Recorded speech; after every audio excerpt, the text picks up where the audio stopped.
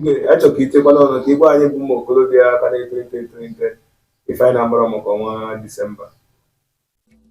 Ibe mere ibe nweta na Krismas gbasara olili Krismas bụ na o bidoro gboo dịka otu esi wakọla anyị bụ akwụkwọ nsọ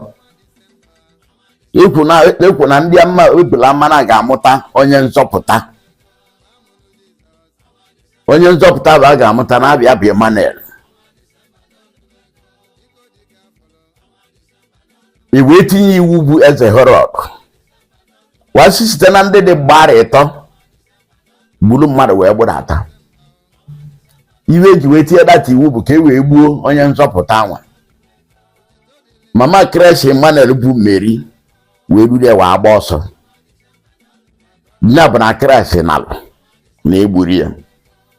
Ọwa bụrụ maka Kraịst ahụ owu Emmanuel abụ Kraịst ka eji eli olili sọsọ ya ka ị na-elote. Ma ndị niile ahụ egburu maka ya o nwere onye akwara akwa nwere ya na-elote. Ya bụ na ọ bụ na Krismas ga-ajụ oyi bụrụ olili arụ bụ akwa anya mmiri na ori na igbu mmadụ na wayo na ịmanụ ụwa niile ga-agbakọkwa aka kwa ndị niile ahụ egburu because of Christ. Ọ bụ na emezie ọ ga na-adị worst. O ibe mbụlụ dị ebe ahụ. Ya bụ nsogbu dị na Krismas ọ ma akwụsị. Thank you. So igwe ka ife kwana dere ka okwu ndụmọdụ inwe ngwa mma abụọ na ụmụ nwoke n'ọnwa Krismas a because o wee nwaanyị arapụrụ enyi ya nwoke maka na ogere ya fon na Disemba. Just okwu ndụmọdụ anyị aghọtago maka Disemba ka ife nwa ngwa ụmụ okorobịa na ụmụ agbọghọ. Okwu ndụmọdụ m ga-agbaba bụ ebe anwa m kwuru. Yes, ọ bụ na onye anasịa na-apịara ana. Onye anasịa apịara ana. Ọ ibe anwa owu erigbueri niile.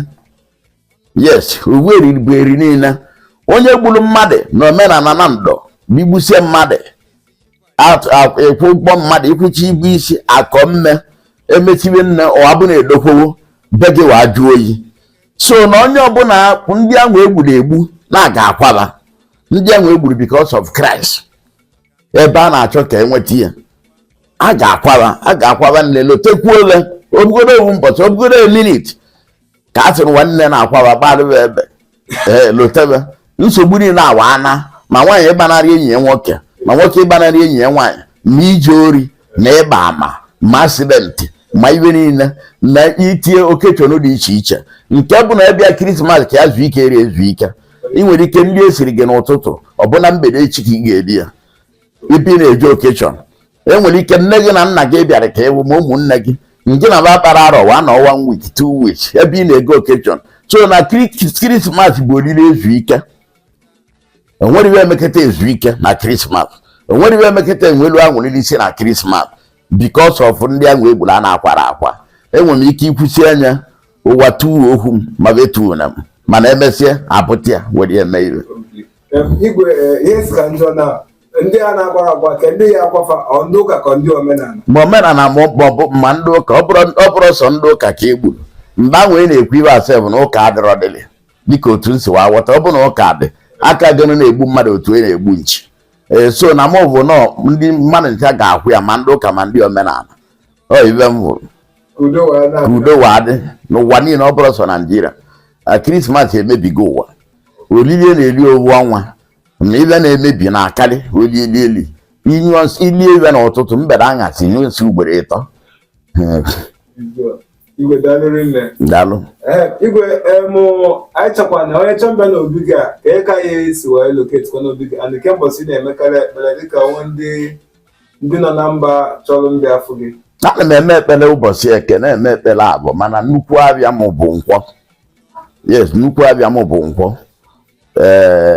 Chọrọ ịbụ m ga-abịa na Amaja na Okpebile Nando. Nọmba m bụ 08035239867. Biko gwakwana anyị afọ gị ọzọkwa nke anyị wakachie. Aba m bụ HSE, His Spiritual Eminence, Dr. Onyachonam Ewunofomba, founder alụsị ndị isi ojii niile, ọdịnala ndị isi ojii niile, nkwọ ndị isi ojii niile, fanda ebili chukwu abiam igbi yoju mu apelem nwa mmadụ nwa mmụọ Udene bona na Nando ojekije no mekije na Nando nna ijele na nke ikpeazụ ya olekele ikpo Nando niile nke nwanne kwekọrịtara abụ m onye okpobili ama aja na Nando n'ime Anambra is local government area Anambra state na Nigeria. Daalụ. Thank you very much. Igwe onye achọna m iwu n'ọfọ mba Udene bụ na 1 of Nando eze alụsị isi ojii niile ọdịnala ndị isi ojii niile kwọ ndị isi ojii niile ihe ojii ji bụrụ ojii igwe olekele kpụ na Nando nke ụwa niile kwekọrịtara nwa mmadụ nwa mmụọ nwa edo ajụ na-ebu ọra igwe ihe ojii ụmụ okpele m